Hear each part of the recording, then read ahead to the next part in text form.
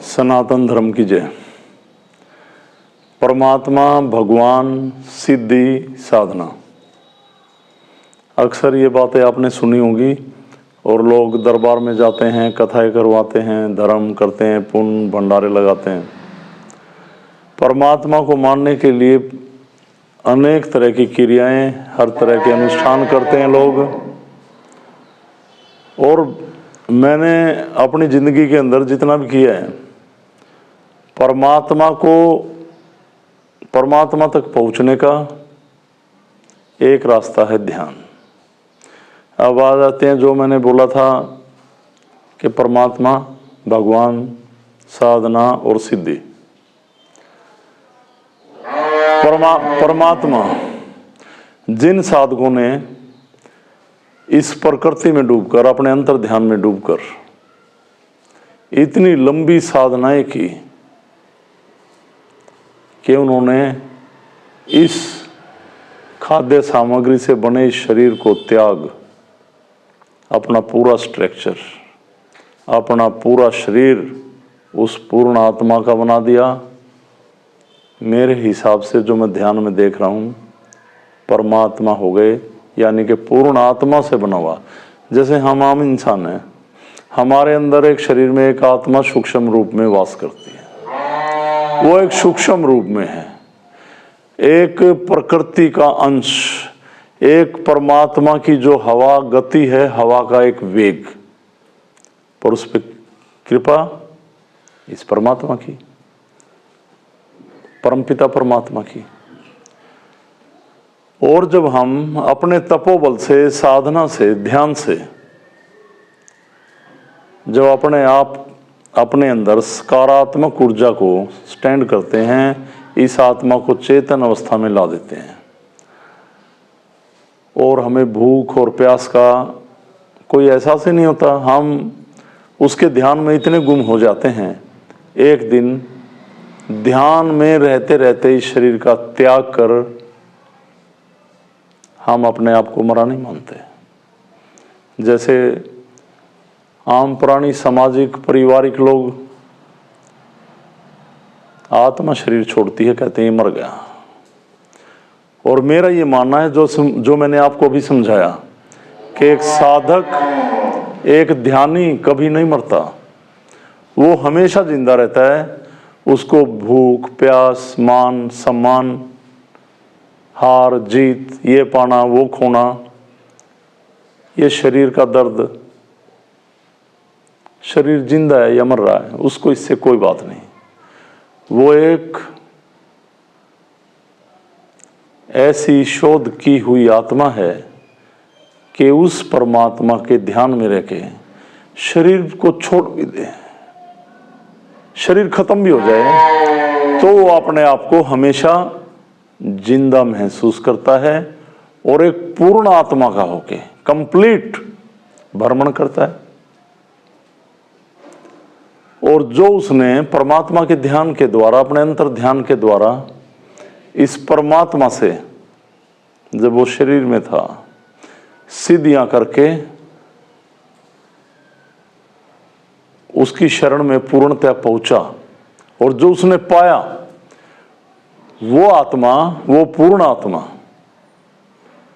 जगत कल्याण के लिए लोगों को दर्शन देती है, एहसास कराती है। ऐसा हमने बहुत सारा देखा, ऐसे महापुरुषों की आत्माएं, ऐसे हमारे परमात्मा, ऐसे भगवान जिन्हें हम परमात्मा कहते हैं। आपने पुराणों में भी अक्सर पढ़ा होगा कि भगवान शिव भी ध्यान कर रहे हैं, अलग पुरुष गोरक्षनाथ भी ध्यान कर रहे हैं, माँ दुर्गा ने ध्यान किया, समाधियां लगाई। और हमारे लिए उन्होंने क्या नहीं किया। आप जरा ये जो मैं बातें कह रहा हूं, इस पर बैठकर चिंतन करें। ये बातें मैं अपने प्रैक्टिकल पे कर रहा हूं। जब आप अंतर ध्यान में जाते हैं, इस प्रकृति की खोज पे निकलते हैं बैठ के, जब आप पहले अपने अंतर ध्यान में जाएंगे, फिर आपको प्रकृति नजर आएगी, उस पर आप रिसर्च करेंगे, तो आपको बहुत सारी सकारात्मक ऊर्जा आपको ऐसा कर देगी, आपका दिल ही नहीं करेगा कि आप ध्यान से उठ जाओ। पर लोग, मेरा 20, 22, 25 साल का जो तजुर्बा है, इस ध्यान और साधना में परमात्मा गोरखनाथ जी की शरण में बैठकर जो मैं ध्यान कर रहा हूँ इस प्रकृति का, तो हमने इस सिद्धि को जो गोरखनाथ जी की कृपा से मुझे प्राप्त हुई थी, एक बीज गोरखनाथ जी ने उत्पन्न किया, उसको अंकुरित कर एक वृक्ष की तरह इस सिद्धि को मैं बढ़ाने की पूरी कोशिश कर रहा हूँ। और इससे जो भी फल लगें, इसकी छाया में जितने लोग बैठें, आप विकार रहित हों, ध्यान करें। लोगों को पूरी मेरी कोशिश है, मैं पूरा प्रयास करता हूँ पहुँचें। पर लोग यहाँ पे आते हैं दर्द के लेके, बीमारी को लेकर। दर्द लेके आएंगे भाई, इसमें कोई बात नहीं है, बीमारियां भी लेके आएंगे तो दर्द का भी निवारण होता है और परेशानियों का भी निवारण होता है। तंत्र विद्या से किसी ने कुछ कर दिया उसका भी निवारण होता है, या हमारे को कोई विकार घेर लेते हैं उसका भी निवारण होता है।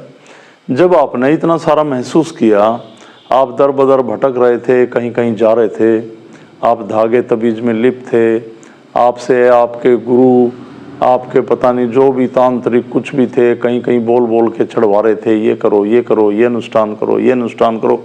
और वो क्या थे? एक शक्ति तक सीमित। कोई माँ दुर्गा कोई मान रहा था, कोई माँ काली का भगत था, कोई हनुमान जी का भगत था, कोई गोरखनाथ जी का भगत था, कोई शिव का भगत था। भगत था वो, भक्त, साधक नहीं था।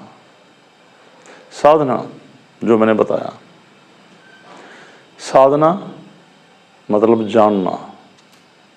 हम जिस पथ पे चलने का प्रयास कर रहे हैं, साधना के द्वारा उसको जाने, ये मार्ग क्या है, ये मार्ग हमें कहाँ ले जाएगा, उसको समझना, जानना, सिद्धि, उसको पाना, उस मार्ग को पाना समझ के। और जिस रास्ते पे जा रहे हो उस रास्ते पे आपके पैरों के निशान, भटको ना, वो सिद्धि है।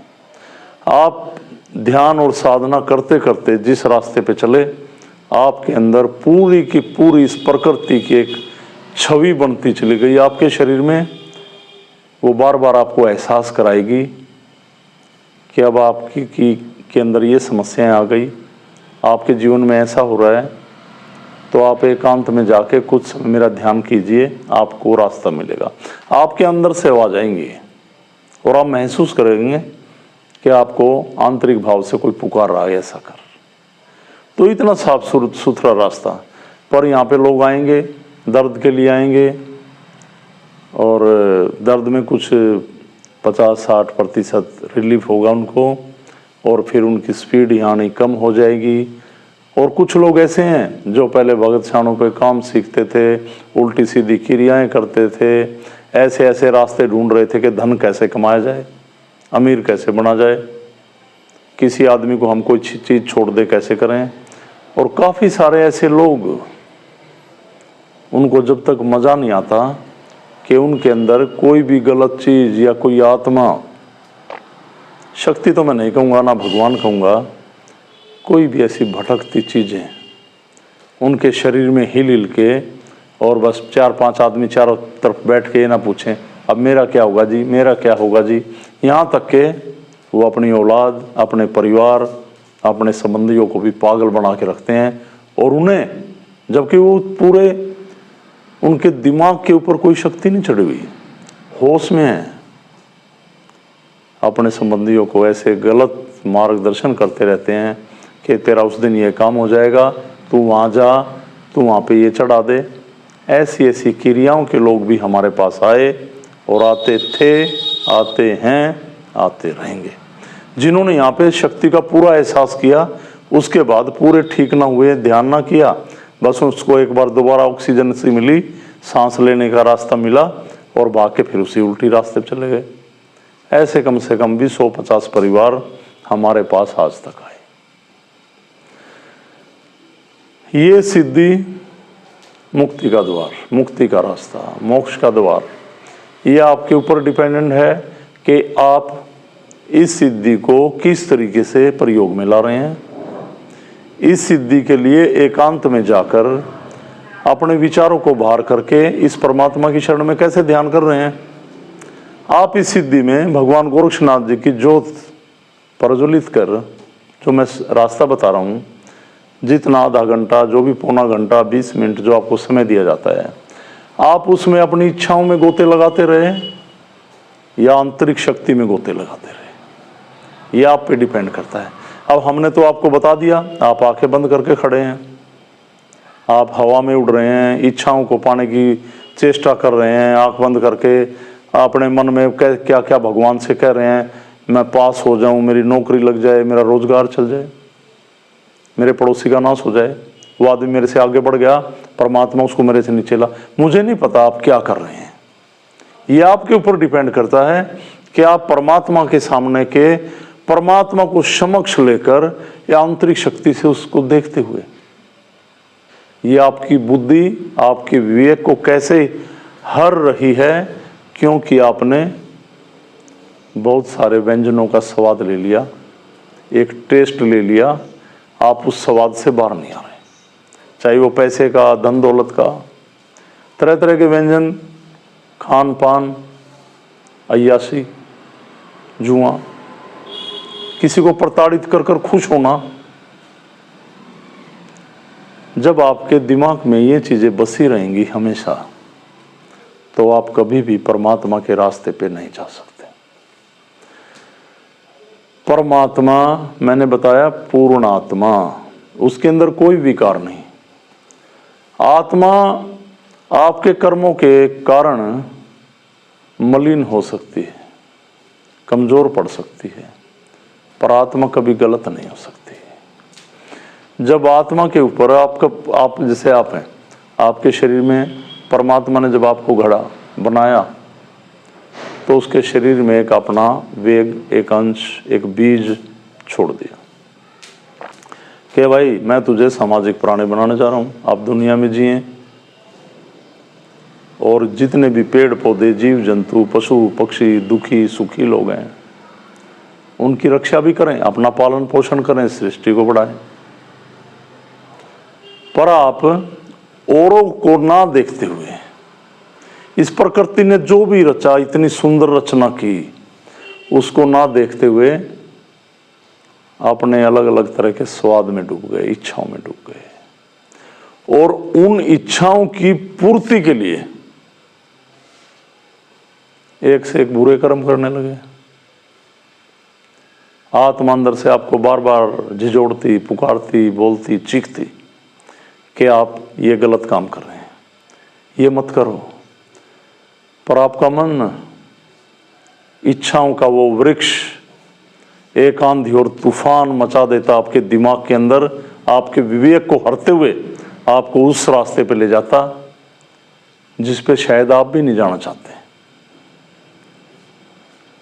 पर आपने जिन इच्छाओं का मजा लिया, देखा दूसरे लोगों को लेते हुए, आप भी उसी रास्ते पे जाने के लिए बुरे कर्मों पर चल पड़ते हैं। तो आत्मा तो हमारे शरीर में है ना, इस परमपिता परमात्मा की कृपा से आत्मा को आदेश है कि आप इस बंद कमरे में वास करें, नहीं तो निकल के भाग जाए। पर उसके आदेश से ये रुकी हुई, सहमी हुई, थमी हुई। तो आपका तो ये जो कमरा है, अंदर से अंधकार से,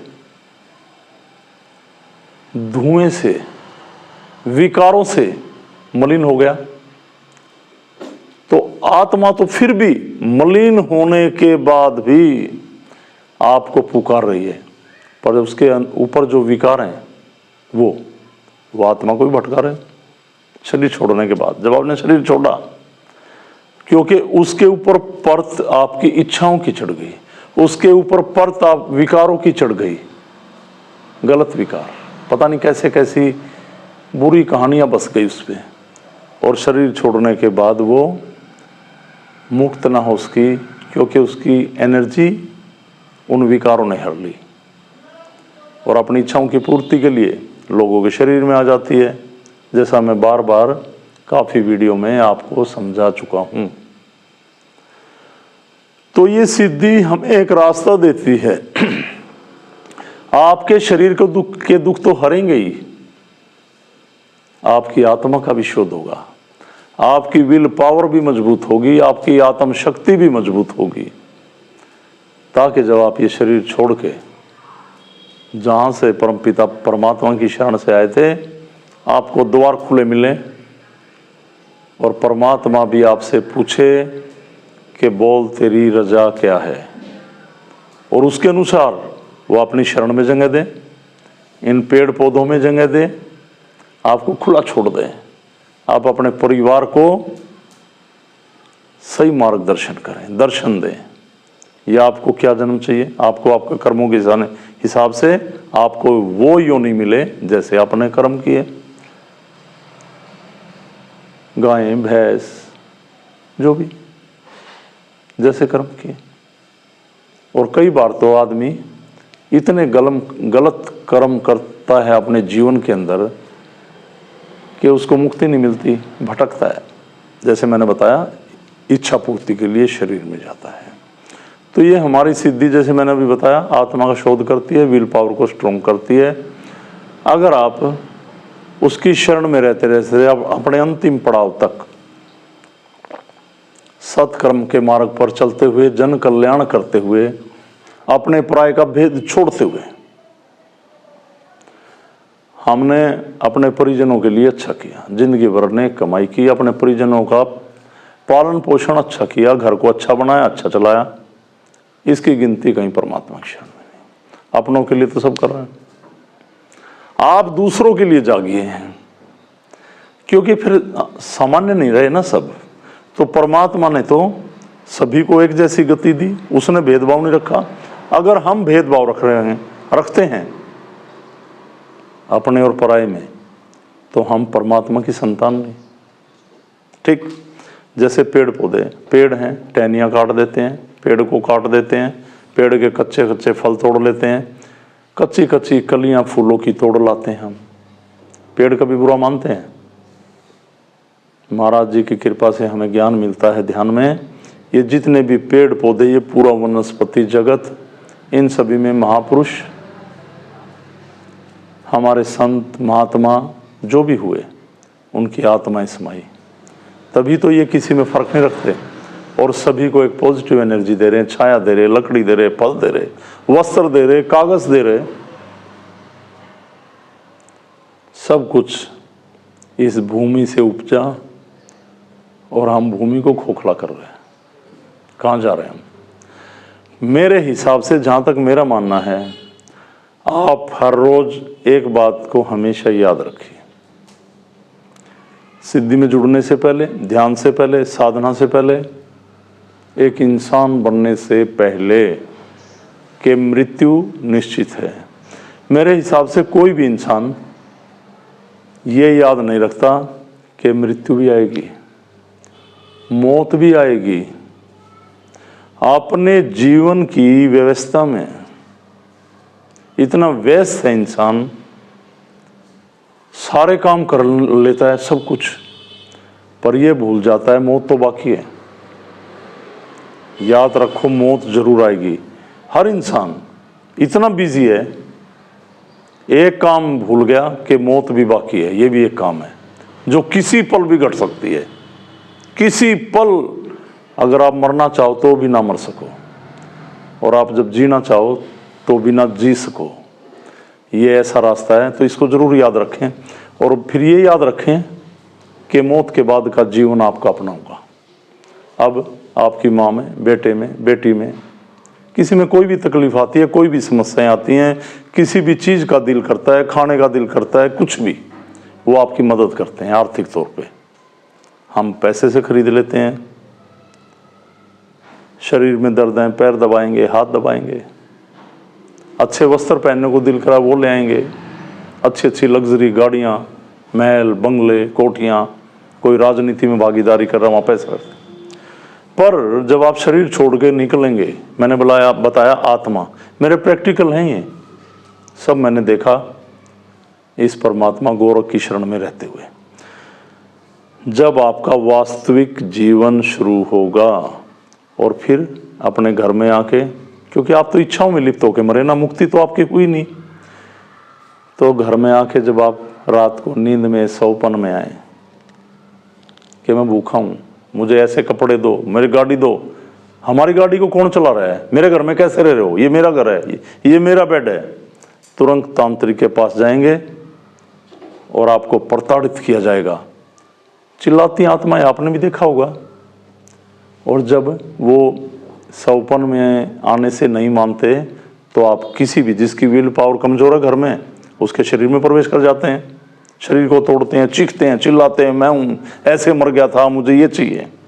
कैसा जीवन। तो एक बात को हमेशा याद रखें, आप मृत्यु को याद रखें। आपको लगेगा आप शमशान में खड़े होकर जलती चिता देख रहे हैं।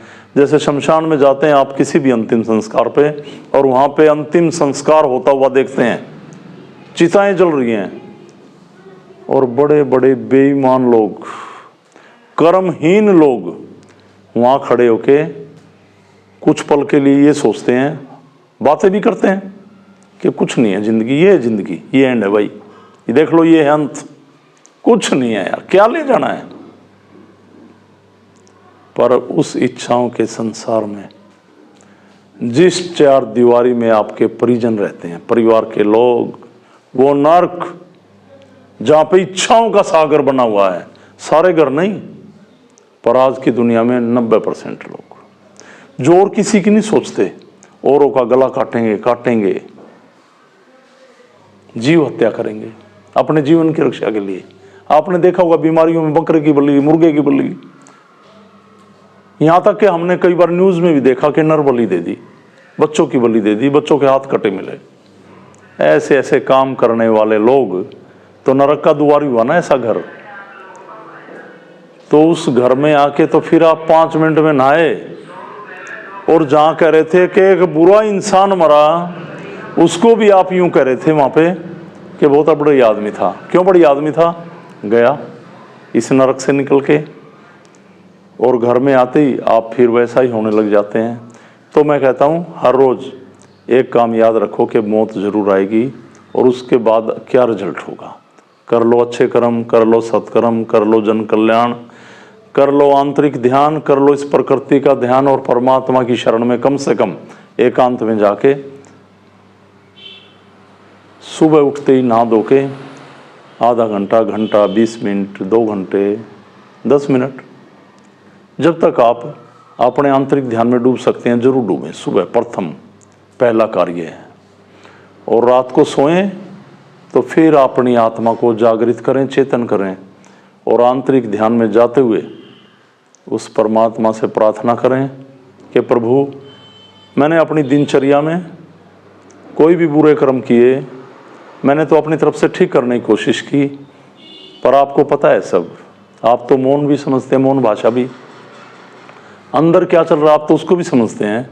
अगर मैंने कुछ भी दिनचर्या में गलत काम कर दिया हो तो मुझे आज ही दंडित कर देना।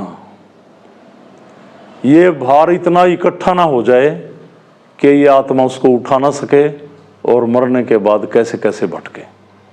तो हर रोज ऐसा करें, उसका ध्यान करें, सिद्धि से जुड़ें। जो लोग इस वीडियो को देख रहे हैं और जगह जगह घूम के परेशान हो गए हैं, वो आए, जुड़ें। परमात्मा को कुछ नहीं चाहिए, परमात्मा को चाहिए समर्पण, और समर्पण आपके बस की बात नहीं। अपने आप को मारना पड़ेगा, इस मैं को खत्म करना पड़ेगा। मैं यानी कि शरीर, ये स्वाद, ये इच्छाएं। आप तो आत्मा हो, पर आप कभी नहीं मानते कि मैं आत्मा हूं। आप मानते हो ना धो के ऐसे बाल, ऐसा शरीर, इतने सुंदर, ये जवानी, ये शरीर। कोई बचा है जो जिनको अमर तत्व का वरदान प्राप्त था, उन्होंने भी मौत मांगी। ध्यान रखना इस बात का। तो आप जिसको मैं कह रहे हैं ना, मैं हूं, मैं, आग लगेगी। बिल्कुल ध्यान रखना इस बात का। ये नहीं करांगे शरीर की ये ना करो। आपको जीवन चलाना, शरीर को भी तंदुरुस्त रखें, पर कैसे तंदुरुस्त रखें? इस ध्यान से, परमात्मा की कृपा से, इस आयुर्वेद से, एक स्वस्थ खान पान से। मांसाहारी ना बने, शराबी ना बने, गलत चीज़ों का स्वाद ना चखें, ठीक है। तो मुझे यही समझाना था। और नवरात्रे चले हुए हैं, जितने साधक स्थान पे आते हैं, और सोमवार को पूर्णाहुति होगी, 23 तारीख को, 23 अभी अक्टूबर को पूर्ण आहुति पे सभी साधकों का आना सिद्ध पीठ में जरूरी है। 11 बजे पूर्ण आहुति दी जाएगी। और मैं तो कहता हूँ बीच में भी आया करो, आए बीच में। और जो उपचार के लिए आते हैं वो 12 बजे आए, ठीक है। और माँ जगतेश्वरी का, माँ दुर्गा का, माँ महालक्ष्मी का, माँ सरस्वती का, माँ महाकाली का यज्ञ करें। और जिन देवियों की मान्यता आपके परिवार में है उसका भी यज्ञ करें। और जिस क्षेत्र में आप रहते हैं उस क्षेत्र में जिन शक्तियों की मान्यताएं हैं, जिनकी कृपा है, उनकी भी आहुति डालें और सत्कर्म करें, जुड़ें। और जिन लोगों को इस वीडियो में कोई ऐसी बात लगती है कि ये इंसान आपको क्या समझा रहा है, कमेंट्स करके मेरे से सवाल जवाब कर सकते हैं, स्थान पे आके मिल सकते हैं। तो परमात्मा का सीधा रास्ता ध्यान, सत्कर्म। सभी को मेरी तरफ से ओमलक प्रणाम। सनातन धर्म की जय। प्रणाम सभी को, प्रणाम।